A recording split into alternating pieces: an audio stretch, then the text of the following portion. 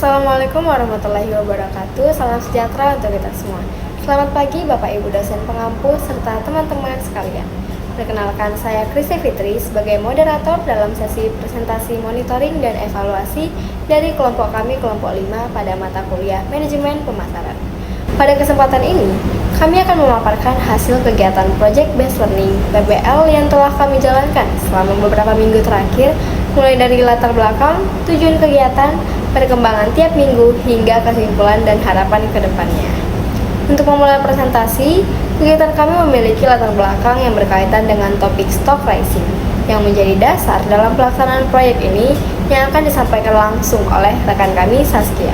Kepada Saski, kami silahkan. Baik, terima kasih kepada moderator. Perkenalkan, nama saya Nur Saskia dengan NIM 3 angka di belakang 010. Di sini saya akan menjelaskan terkait latar belakang. Perkembangan investasi di Indonesia kini semakin luas, termasuk ke lingkungan pendidikan. Banyak perguruan tinggi di Indonesia yang telah mendirikan galeri investasi, dan Politeknik Negeri Batam merupakan salah satu perguruan tinggi vokasi yang memiliki galeri investasi. Sebagai bentuk inovasi, Galeri Investasi Politeknik Negeri Batam mengembangkan produk pembelajaran interaktif untuk meningkatkan literasi keuangan generasi muda yang bernama Stock Pricing. Stock Pricing merupakan produk edukasi investasi berbasis board game. Namun, saat ini Stock Pricing masih memiliki beberapa keterbatasan seperti bentuk produk yang masih dikembangkan secara handmade, sehingga kurang praktis untuk distribusi dan kompetisi dalam skala besar. Oleh karena itu, perlu dilakukan pembaruan dari sisi desain, digitalisasi, serta strategi pengembangan agar produk ini dapat menjadi solusi edukasi investasi yang lebih modern dan komersial. Hadirnya kami di sini adalah untuk membantu mitra sesuai dengan apa yang dibutuhkan dan membuat marketing plan dari produk tersebut. Sekian dari saya kembalikan kepada moderator. Terima kasih kepada Saski atas pemaparan yang sangat jelas. Dari pemaparan tadi, kita dapat memahami bahwa kegiatan ini bertujuan untuk menerapkan secara langsung konsep manajemen pemasaran dalam proyek PBL. Melalui kegiatan ini, mahasiswa tidak hanya belajar secara teori, tapi juga berlatih menganalisis pasar dan menerapkan strategi bisnis di lapangan. Selanjutnya, agar semakin jelas arah dari kegiatan yang dilakukan, apakah yang menjadi tujuan dari proyek ini, yang akan disampaikan langsung oleh rekan kami, Rahmat. Kepada Rahmat, kami silakan. Baik, terima kasih moderator atas kesempatannya. Perkenalkan, nama saya Rahmat Ramadan dengan NIM 4122001019. Di sini saya akan mempresentasikan terkait tujuan dari PBL kali ini. Galeri Investasi Politeknik Negeri Batam mengembangkan produk investasi yaitu Stock Pricing Game. Stock Pricing Game adalah permainan board game edukatif yang dirancang untuk menggabungkan unsur edukasi yang menyenangkan dan tidak membosankan. Setelah memahami gambaran umum mengenai Stock Pricing Game, selanjutnya saya akan membacakan tujuan dari PBL kali ini. Tujuan ini menjadi dasar mengapa program pengembangan dan evaluasi terhadap Stock Pricing Game perlu dilakukan. Tujuannya yang pertama adalah meningkatkan pemahaman mengenai pasar modal dan investasi. Kedua, mempermudah pemahaman mengenai konsep investasi yang sering dianggap rumit. Yang ketiga, meningkatkan literasi keuangan generasi muda. Dan yang keempat, melatih kolaborasi antar mahasiswa dengan mitra. Sekian dari saya kembalikan kepada moderator. Terima kasih Rahmat atas penjelasannya. Dari paparan tersebut, kita bisa menyoroti bahwa tujuan utama kegiatan ini adalah mengembangkan kemampuan mahasiswa dalam merancang, melaksanakan, dan mengevaluasi strategi pemasaran secara terukur. Selain itu, proyek ini juga bertujuan untuk meningkatkan kerjasama tim dan kemampuan problem solving dalam konteks bisnis nyata. Berikutnya, mari kita beralih ke bagian progres kegiatan minggu pertama hingga minggu keempat yang akan dijelaskan oleh rekan kami, Silvi. Kepada Silvi, kami silakan. Baik, terima kasih kepada moderator. Perkenalkan, saya Silvi Nisa dengan NIM terakhir 008. Selanjutnya, saya akan menjelaskan mengenai progres kegiatan yang telah dilakukan dari minggu pertama sampai minggu keempat dalam proyek PBL Stock Pricing Game. Pada minggu pertama, tanggal 11 September 2025, dilakukan pembagian kelompok oleh Mampro serta menentukan mitra. pada minggu kedua, tanggal 17 September 2025, kami mengadakan pertemuan pertama dengan mitra. Di sini kami membahas konsep awal proyek dan melakukan perencanaan atau planning PBL agar arah kerja menjadi lebih jelas dan struktur. Minggu keempat pada tanggal 30 September 2025, kami mulai mengenal produk Stock Racing dengan cara langsung memainkan gamenya agar lebih memahami konsepnya. Lalu tanggal 1 Oktober 2025, kami membahas dan membagi job desk bersama mahasiswa semester 5 untuk pembagian tugas yang seimbang. Terakhir, pada tanggal 2 Oktober, kami mengadakan pertemuan ketiga dengan mitra untuk mengkonfirmasi job desk dan memastikan semua pihak menyetujui pembagian peran tersebut. Sekian dari saya kembalikan kepada moderator. Baik, terima kasih Sylvia atas penyampaian yang informatif. Dari penjelasan tadi, dapat kita lihat bahwa pada minggu pertama hingga keempat, tim kami fokus pada tahap perencanaan, pengumpulan data awal, dan pembentukan strategi awal proyek. Tahap ini menjadi fondasi penting sebelum tim melangkah ke tahap pelaksanaan di minggu berikutnya.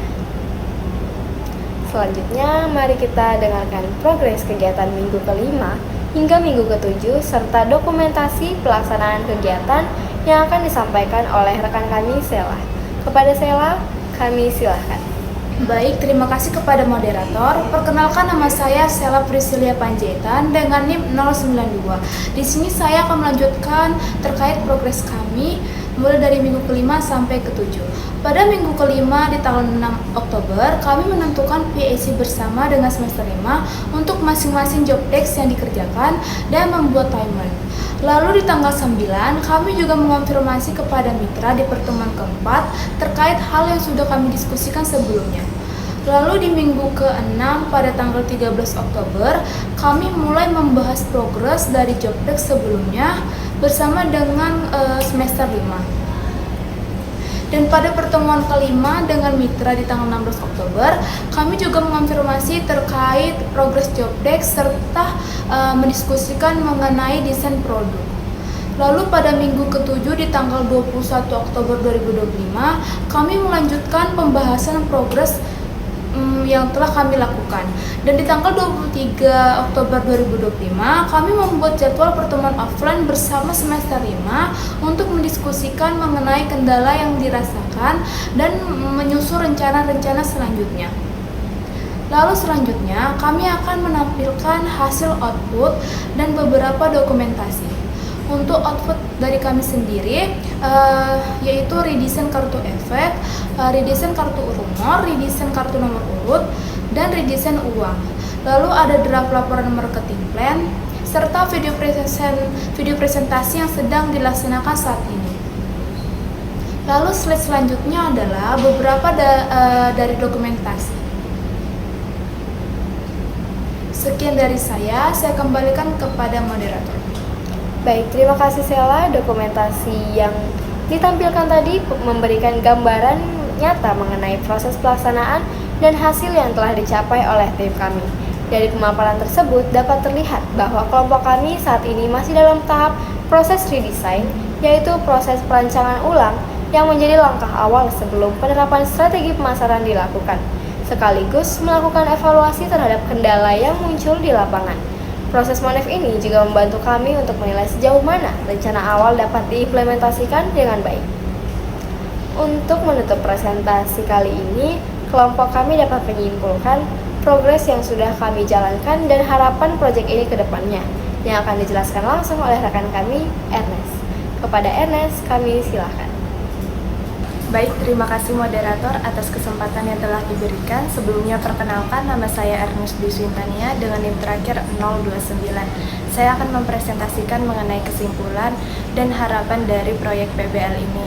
Melalui rangkaian kegiatan PBL ini, tim berhasil memahami proses penyusunan marketing plan secara komprehensif mulai dari analisis mitra, identifikasi masalah, perumusan strategi, hingga pembuatan output berupa redesign produk dan penyusunan laporan. Kolaborasi dengan Galeri Investasi Politeknik Negeri Batak dengan Bursa Efek Indonesia dan Philips Sekuritas memberikan wawasan nyata mengenai implementasi strategi pemasaran dalam dunia industri.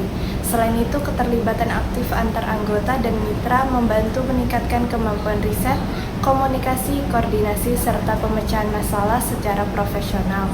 Harapannya, melalui hasil proyek ini diharapkan Rising Game dapat memiliki daya tarik yang lebih kuat bagi generasi muda, meningkatkan literasi keuangan, serta memperluas jangkauan pengguna melalui strategi pemasaran yang lebih terarah.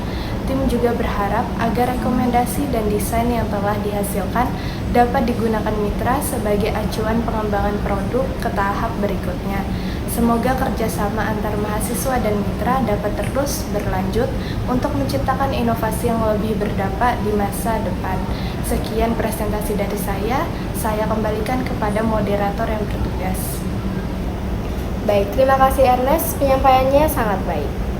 Dari kesimpulan tadi, kita dapat memahami bahwa kegiatan PBL ini memberikan banyak pembelajaran khususnya dalam hal penerapan teori, pemasaran secara praktis, dan pentingnya evaluasi berkelanjutan untuk meningkatkan efektivitas strategi.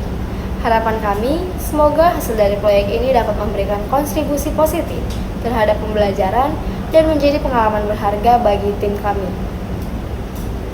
Demikianlah presentasi model 1 PBL Manajemen Pemasaran dari kelompok kami, kelompok 5. Terima kasih atas perhatian Bapak Ibu dosen serta teman-teman sekalian. Saya Kristi Fitri selaku moderator pamit undur diri. Terima kasih. Wassalamualaikum warahmatullahi wabarakatuh. Salam sejahtera untuk kita semua.